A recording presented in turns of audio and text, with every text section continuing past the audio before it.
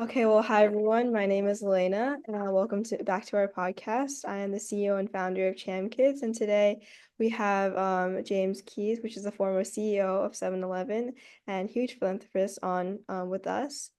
Hi, James. How are you? Hi, I'm great. Thanks. Uh, Congratulations, by the way. I've seen the website for Champ Kids and it's great. That was quite a great initiative. Thank you so much. Now it's not about me today; it's all about you. So, um, Ah, could you start off by sharing a bit about your background and what initially sparked your interest in business and social entrepreneurship? sure. I grew up in a small town in Massachusetts and I wasn't really interested in business. I didn't really know what business was. I didn't have business people in my family. I didn't have any role models to show me what a CEO does or anything like that. So I really set out to be, when you're a kid and you're thinking, well, what do I want to be when I grow up? I thought, well, maybe an astronaut or a lawyer, maybe. Those are two pretty unrelated things. But I ended up keeping my options open, and through my education, I learned about the business world and was encouraged to get a degree in business, which I did. And and I found that business presents so many opportunities, not only to have a good career, but to um, change the world in a really positive way. And so I found that you can be in business and also do good things. So my sort of slogan is that shareholder value, which is the purpose of business, to increase money for shareholders, and social good are not mutually exclusive. Mhm. That one can do both. Yeah. And that in the role of a CEO, it's especially a privilege because you have such a big audience, especially leading a company like 7-Eleven with 80,000 stores all over the globe. You have a huge audience to be able to have a very positive influence on the world. Mhm. That's great. Thank you. Now, as you progressed in your career, were there some pivotal moments or turning points that led you to where you are today? I noticed you started off wanting to be an astronaut, but was there some point in time that made you like, oh, I really need to combine social entrepreneurship and business into one? There are many, many pivotal moments, but one that was especially important was right after 9/11. 7-Eleven started getting a lot of pressure because we had a lot of first generation Americans in our stores. And at that time, there was a lot of anger out there, and people were lashing out against immigrants. And we didn't really understand it, but we tried to wrap the stores in the American flag to some extent and would we partnered with the American Red Cross to be able to raise money for the 9/11 victims and did things like that. But in that whole experience, I started to talk to our franchisees and our people from other countries, and I realized that they were discovering the American dream at 7-Eleven. They were coming here and finding that they could work hard and make money and they could afford then to go to school or they could send their children to school. And it was a pivotal moment because I realized that in this role as CEO of 7-Eleven, I could help not only first generation Americans, but kids in inner city America who didn't see that they have the opportunity to do anything they want and use 7-Eleven as an example of the opportunity that exists everywhere. The American dream is right here in your backyard. You just have to apply yourself, get an education, and come on and join the family. So that was a very pivotal situation that helped me learn the power of using a corporation for social good. Yeah, 9/11 has a big impact on not just on a lot of people. So, Did. yeah.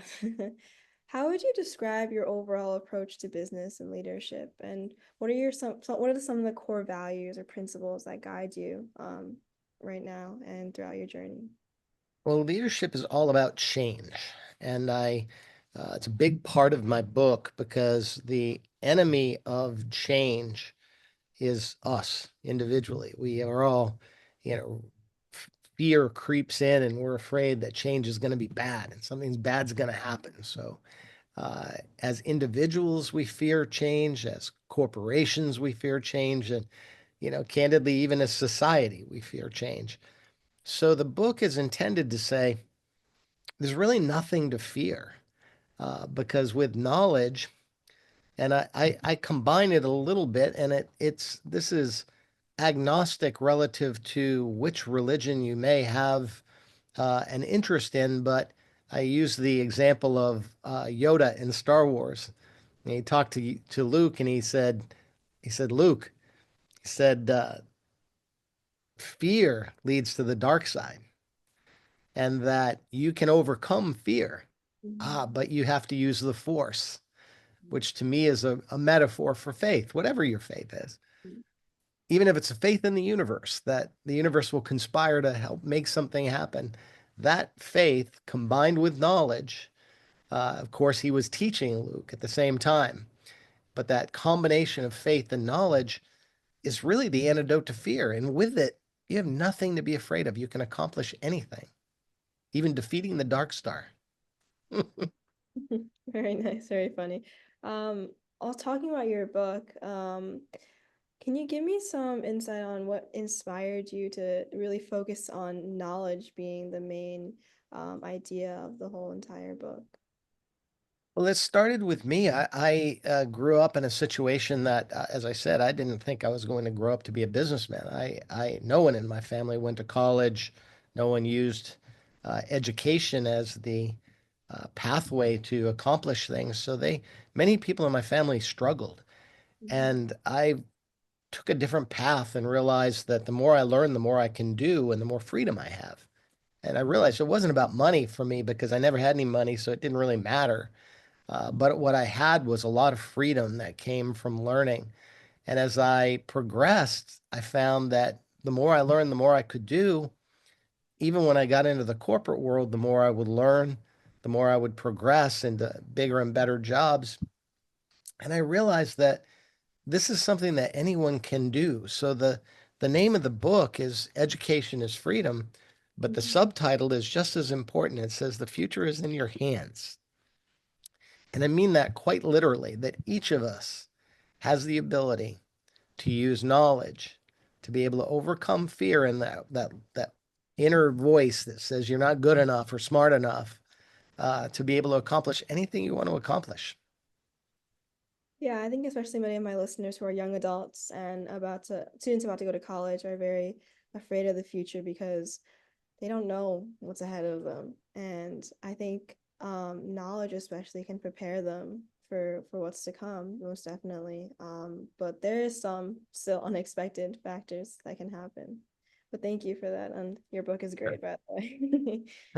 Um, Now for aspiring entrepreneurs listening in, what advice would you give to those who are aspiring to start their own business and um, potentially be a CEO of their own business in the future?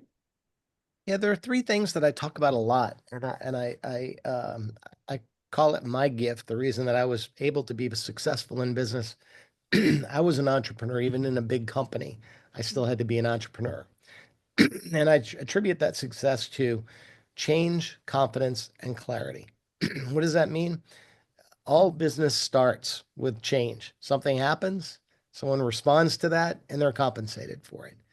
And then what happens? They get bigger and bigger and more successful. And someone else comes in and says, I can do that cheaper, better, faster. And they create change. And that company A has to be able to respond to that change. But if company A is full of people that are resistant to change, they'll never keep up. And company B will then take over. It could Mhm. be Sears Roebuck versus Walmart versus Amazon. Right. Mhm. And the story there is that Sears Roebuck started as a catalog company many, many years ago, back in the 1800s, and they were selling people things through a catalog. And then Walmart came along and made Sears irrelevant. And then Amazon came along and they're making Walmart irrelevant. But think about that full circle. Walmart is an online catalog company.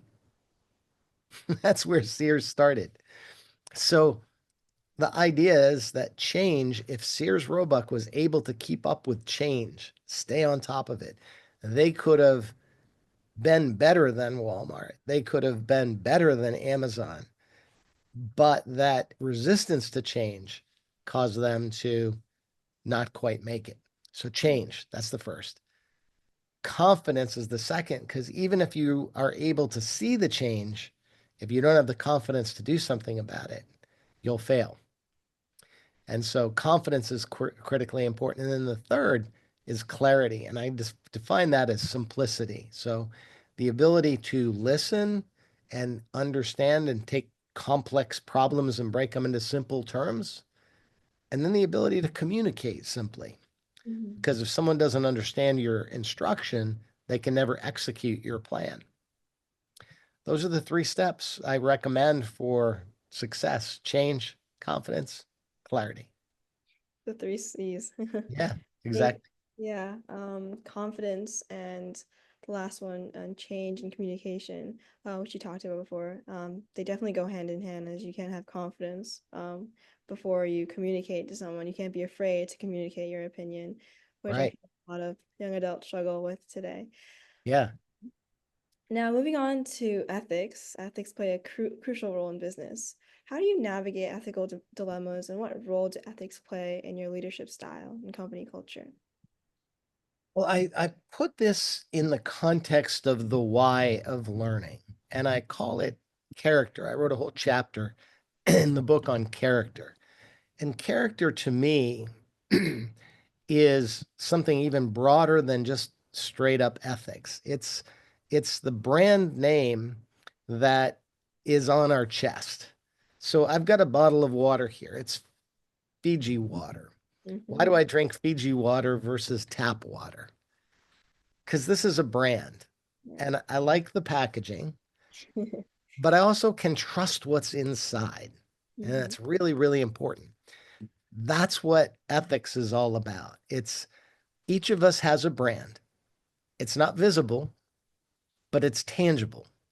So when you're talking to me, you're getting a sense for my physical appearance. What's my packaging look like? And that's kind of important, but it's not as important as what's inside. Mm-hmm. And what's inside me, you'll be able to determine by, can you trust me? Do I have integrity? Mm-hmm. Do I have humility? Or am I going to think, who are you? I don't care what you have to say. Do I have gratitude? And understand that everyone around me is responsible for my success, and I'm grateful for their participation in it. Um, do I have compassion for other people and what they're going through and how I need to be sensitive to their needs and to their issues? And all of those things wrapped up become what I characterize as character, or in other words, our brand. It is our brand. And just like I prefer to have this water versus just going to the tap, I have trust in this brand. And that trust makes me prefer to go that direction. The same trust between 2 people has to be established, or you're going to prefer to deal with somebody else Mm-hmm. because you know what's inside and you trust what's inside. Yeah, as someone personally who doesn't trust people easily, not that that's a bad thing. I think that's a very good characteristic to have, to take your time. Um, yeah, very inspiring. Thank you. Um, Sure. Now to wrap up, is there any advice you wish you had received earlier in your career? Probably the most important thing is just do not fear. Um, it is it is the biggest enemy of success. And I'm human, so I had doubts the whole time. To your point, I didn't trust people. I had huge trust issues. I still do, but I constantly remind myself there is nothing to be afraid of because if I am protective of my own brand, then others will respect that brand. And if I use my judgment to be able to understand truth from fiction, to have critical thinking, and not just take things at face value, but not be influenced by perceptions that will cause me to react in a negative way. Because you, in school, you're studying the laws of physics, that every action has an equal and opposite reaction, right? That's what happens when we react to people in a negative way. We cause then a reaction, and that reaction causes us to react in an even more negative way, and it escalates out of control. We can control that. And that's my biggest learning, that fear is the culprit in virtually all of those cases that causes either someone else to react negatively to us, or us in turn to counter that with a negative reaction back at them. But if it starts with us and we have the confidence to be able to use our knowledge to be able to overcome any problem, then we have nothing to fear from that other person. And we recognize we can learn from them if we work with them. And so, yeah, that's what I wish someone had told me a long, long time ago, that my life would have been a lot easier if I recognized that there's really nothing to fear. Wow, I think that pouring a lot of the fear and your own experiences into your book is really helpful to a lot of my audiences, and I think I'll definitely recommend your book to a Well, lot of. I hope it helps them. I truly believe I tried to put together, as you said, what are all those things I wish someone had taken me aside, put their arm around my shoulder and said, Jim, here's what you have to do to be successful in life. And that's the roadmap I put in this book. So I hope everyone enjoys it. And my only request is, if you find that the message of this book is helpful, please give it to someone else. Please pay it forward, because so many of us need that reassurance and that roadmap to be able to be successful. So my dream is that no one gets this book, reads it, and puts it on the shelf, but everyone that reads it says, I have 10 more people that I really want to share this message with. Thank you for helping me share the message. Yeah. All right. Thank you so much, James, for your time. Is there any last insights you'd like to share? Uh, I hope everyone enjoys their Slurpees. I certainly do. All right. Well, thank you so much. Thank you. Take care.